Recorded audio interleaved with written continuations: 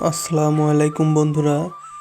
এটা ফুলপুকুরি গোবিন্দগঞ্জের একটি মসজিদ। মসজিদের পাশে ঈদগাহ মাঠ, তার পাশেই এরকম মনোরম পরিবেশের একটা পুকুর, তার সামনেই আবার আছে হচ্ছে স্কুল, তার পাশেই আবার আছে হচ্ছে হাট।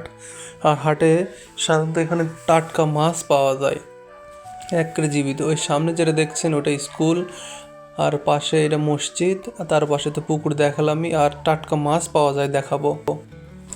দেখছেন একেবারে জীবিত মাছ, হাট লাগতেছে সেই সময় তুলে নিয়ে আসছি, একেবারে জীবিত। শুধু একজনের কাছে তা না, এখানে আরও জায়গায় আছে। এটা পাঙ্গাস মাছ এখানে আছে, আর ওই পাশে আছে। এই হাটে সাধারণত এরকম জীবিত মাছই বিক্রি হয়। এখানে সব ধরনের মাছই পাওয়া যায়।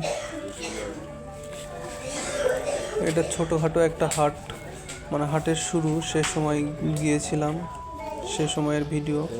মাছগুলো এখন জীবিত দেখতেই পাচ্ছেন। আসলে জীবিত মাছ খাওয়ার মজা আলাদা। আল্লাহ হাফেজ, ভালো থাকবেন।